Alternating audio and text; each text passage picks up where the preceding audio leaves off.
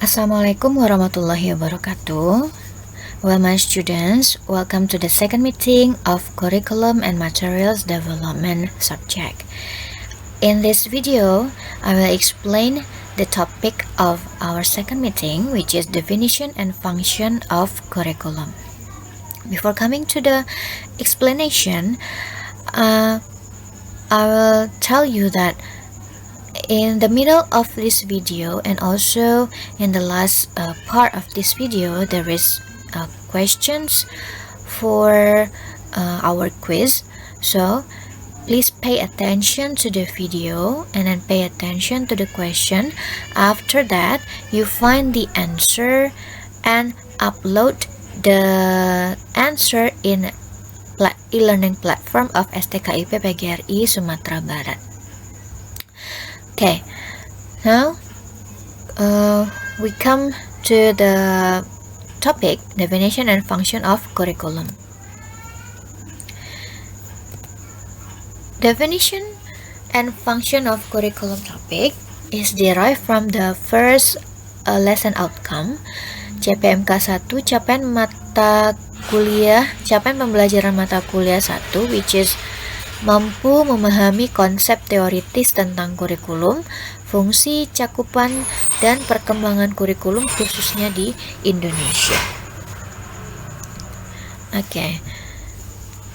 Curriculum can mean a lot of different things to different people involved in education. Makna dari kurikulum atau definisi dari kurikulum dapat berbeda dengan masing-masing orang yang terlibat di dalam pendidikan. Teacher may use the term of curriculum as the information that help them to teach throughout the class. Guru mungkin menganggap bahwa kurikulum itu bermakna sebagai informasi yang dapat mereka gunakan sebagai pedoman bagi mereka untuk mengajar selama di dalam kelas. Sementara itu mungkin sekolah atau institution can refer to their standards or class sequence as a curriculum. Kurikulum bagi sekolah atau institusi dapat bermakna sebagai standar atau kegiatan kelas yang disusun secara runtut. Nah, so in this video we will explore the standard definition of curriculum and also the function. Nah, video ini kita sama-sama belajar apa sebenarnya definisi standar serta tipe dan fungsi dari kurikulum itu sendiri. Oke. Pertama, kita masuk kepada dimensi of kurikulum dulu. Dimensi dari kurikulum muncul dari paham bahwa kurikulum bukanlah merupakan sesuatu yang tunggal, namun ia berasal dari 4 dimensi. They are ideas, plan, activity, and outcomes atau result. Okay, let's see them one by one. Idea here means the dimension of curriculum. Curriculum itself is viewed as the construct or concept, a verbalization of an extremely complex ideas or a set of ideas. Pada dasarnya, hal ini bermakna bahwa kurikulum merupakan sekumpulan ide yang akan dijadikan pedoman dalam pengembangannya. Nah, dimensi yang kedua is plan, written plan atau rencana. A curriculum is viewed as a plan for learning. Rencana untuk pembelajaran. Rencana berarti kurikulum adalah seperangkat rencana dengan cara mengadministrasikan tujuan, isi, dan bahan pelajaran serta cara yang digunakan sebagai pedoman penyelenggaraan kegiatan pembelajaran. Nah, itu makna dari dimensi yang kedua, yaitu plan. Next, it is the activity. Activity adalah kegiatan. Nah, kegiatan di dalam kurikulum should be provided for students by the school that constitute its curriculum. Maknanya bahwa Kurikulum sebagai dimensi aktivitas memandang kurikulum sebagai aktivitas yang muncul dari guru serta siswa dalam proses pembelajaran di sekolah. Nah, the last dimension is outcomes atau result, hasil ya. It means that curriculum is defined as a plan for achieving intended learning outcomes. A plan concerned with purposes, with what is to be learned, and with the result of instruction. Makna lainnya, dengan kata lain, dimensi outcomes atau dimensi hasil ini memandang kurikulum sebagai hal yang sangat memperhatikan atau concern dengan hasil yang akan dicapai oleh siswa agar sesuai dengan apa yang telah direncanakan. Secara garis besar, keempat dimensi ini, idea, plan, activity, serta outcomes atau result, tentunya harus saling berhubungan. Mulai dari idea, muncul rencana, lalu terbentuk activity, dan ada outcome setelahnya. Oke. Now, we come to the next part, definition of curriculum. Definition of curriculum di sini hanya memaparkan 5 definisi dari 5 ahli, yaitu John Dewey, Franklin Bobbitt, Caswell and Campbell, Ralph Tyler. Sebenarnya banyak ahli lain yang memaparkan definisi dari kurikulum, namun secara keseluruhan mereka memiliki satu kata kunci yang sama. Jadi mungkin di sini saya hanya memaparkan 5 definisi dari 5 orang ahli, yaitu John Dewey, Franklin Bobbitt, Caswell and Campbell, Ralph Tyler, serta Haas. Okay, let's see them one by one. According to John Dewey, curriculum is a continuous reconstruction moving from child's present experience out into that represented by the organized body of truth that we call studies. Jadi maksudnya kurikulum itu tidak jauh dari pengalaman, experience di sini ya, pengalaman serta pengalaman anak atau siswa yang direkonstruksi secara terus-menerus, continuous reconstruction, sehingga nantinya akan menjadi sejumlah studies atau pengetahuan. Yang kedua adalah definisi dari Franklin Bobbitt. Nah, Franklin Bobbitt menyatakan bahwa kurikulum is the entire range of experiences, both directed and undirected, concerned in unfolding the abilities of the individual. Nah, masih menggunakan kata kunci yang sama, yaitu experience di sini ya. Jadi maknanya adalah Franklin Bobbitt memandang kurikulum sebagai keseluruhan pengalaman, baik langsung maupun tidak langsung, yang berkaitan dengan pengembangan kemampuan individu. Nah, yang ketiga adalah definisi kurikulum yang dipaparkan oleh Caswell serta Campbell. Mereka menyatakan bahwa kurikulum is composed of all the experiences that children have under the guidance of the teacher. Masih membahas tentang experience, tapi di sini dia memaparkan bahwa experience yang berada di bawah bimbingan dari guru.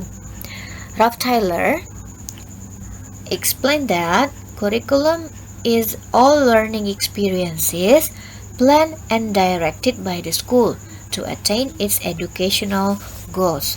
Semua pengalaman belajar yang direncanakan serta diarahkan oleh sekolah untuk mencapai tujuan pendidikan. Jadi hampir mirip dengan Caswell tadi, pengalaman yang berada di bawah pengawasan guru dan juga sekolah.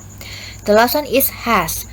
Haas tell that curriculum is all the experiences that individual learners have in program of education whose purpose is to achieve broad goal. Pengalaman individu dari program pendidikan yang tujuannya adalah untuk mencapai tujuan yang lebih luas.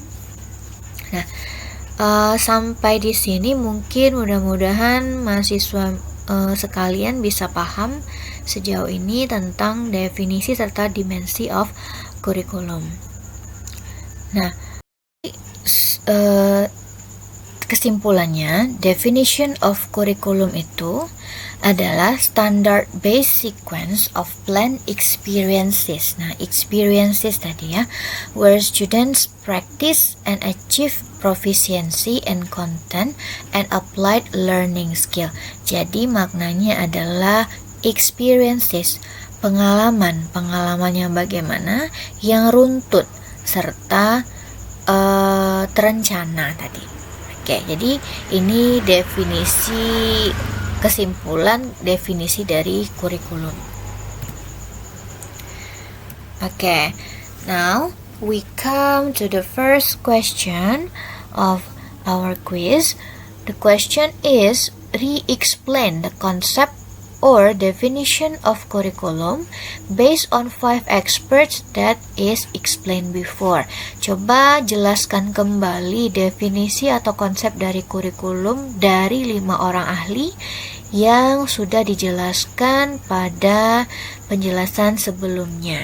Nah, ini nanti jawabannya bisa Ananda sekalian upload di platform e-learning pada poin assignment.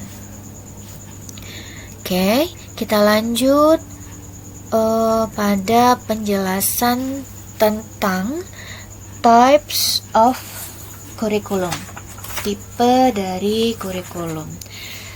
Beragam kurikulum dapat ditinjau dari beberapa segi. Secara umum, Goodland membedakan kurikulum dalam 5 tipe, yaitu ideal atau ideological, formal, perceived, operational, dan yang terakhir experiential.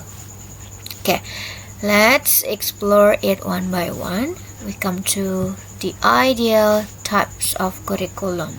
Di sini maksudnya adalah kurikulum yang ideal itu adalah kurikulum that constructed by scholars and teachers. Kurikulum yang dibentuk oleh para ahli, scholars, yang berisi tentang belief, opinion, serta value of the scholars, kepercayaan, pendapat, serta nilai-nilai menurut para ahli tersebut. Nah, yang kedua adalah tipe formal. Apa yang maksud dengan formal di sini? It means that the curriculum that officially approved by the local school board or by the government. Jadi kurikulum yang disahkan oleh pemerintah, kurikulum yang official ya. Nah, jadi it means that it is also known as what should be done in the school, which derive from sources outside the classroom. Jadi bisa saja kurikulum formal ini terdiri dari silabus, course offering, legislative decrees, and also national curriculum project. Intinya adalah kurikulum yang disahkan oleh pemerintah. The third one is perceived. Perceived di sini maknanya adalah kurikulum of the mind of the teachers and also parents. Kurikulum bayangan ya. Perceived ini artinya sama juga dengan bayangan. Bayangan ini yang diinginkan oleh guru, yang ada dalam pikiran guru atau orang tua. And then next, the operational types of curriculum. It means the observed curriculum of what exactly goes in the classroom. Jadi kurikulum di lapangan, kurikulum yang sebenarnya terjadi di lapangan, yang dihadapi oleh guru, karena guru terlibat langsung, engage in the classroom directly.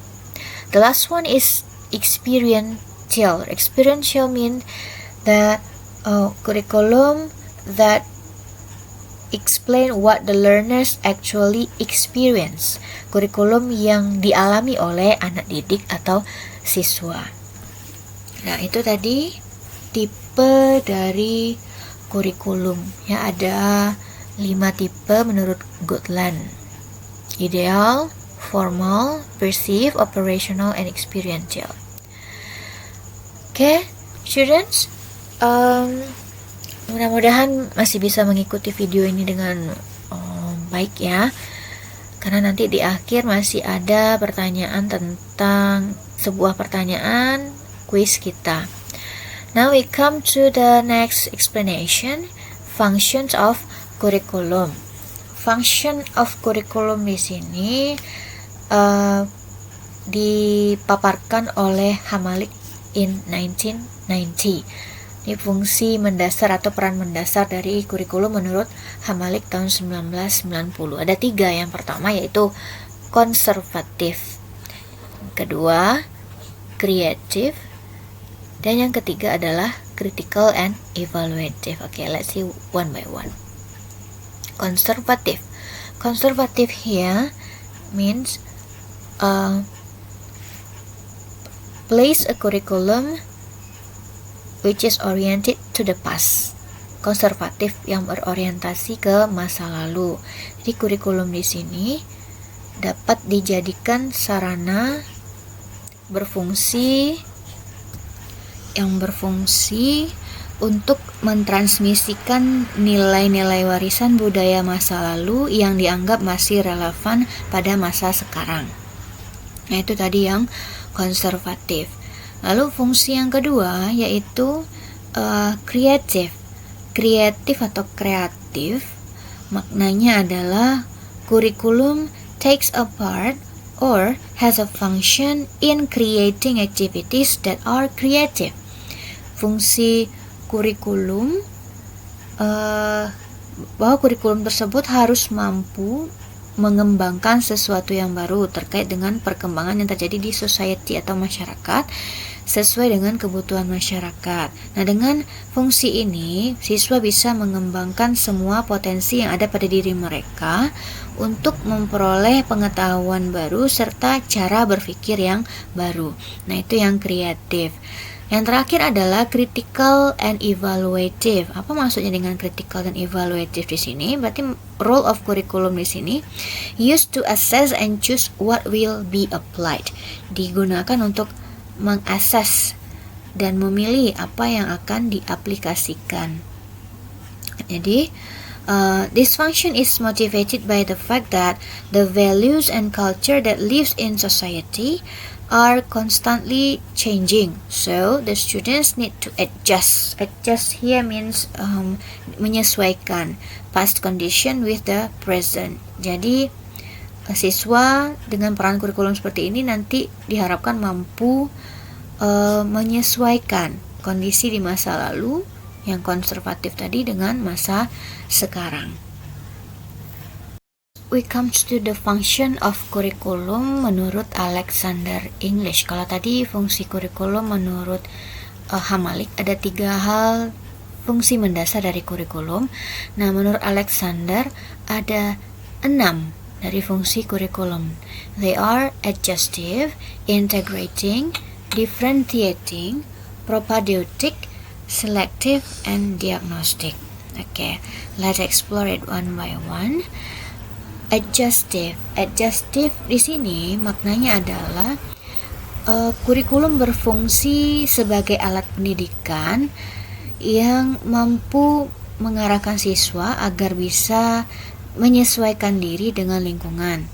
Because the environment is dynamic, it means that if it is dynamic, so it have a change.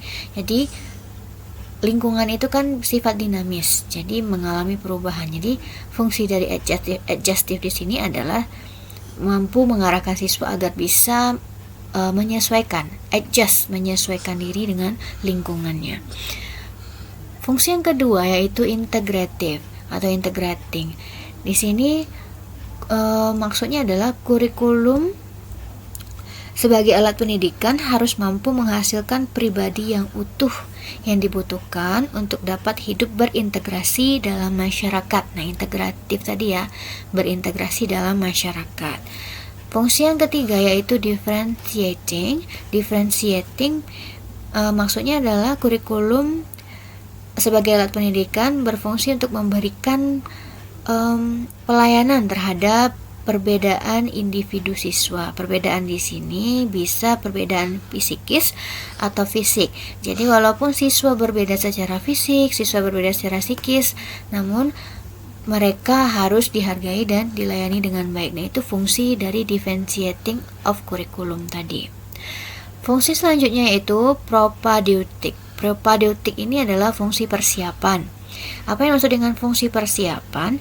Kurikulum harus berfungsi untuk mempersiapkan siswa untuk melanjutkan studi ke jenjang pendidikan berikutnya. Jadi kurikulum di SD harus mampu mempersiapkan siswa untuk mampu melanjutkan ke tingkat berikutnya, yaitu sekolah menengah pertama. Begitu juga selanjutnya sekolah menengah atas. Nah, fungsi yang kita lanjut ya, fungsi yang kelima yaitu selektif. Selektif maknanya adalah kurikulum mempunyai fungsi mampu memberikan kesempatan kepada siswa untuk memilih program belajar yang sesuai dengan kemampuan dan minatnya, memilih program belajar yang sesuai dengan kemampuan serta minat siswa. Yang terakhir adalah fungsi diagnostik. Diagnostik berarti mendiagnosa.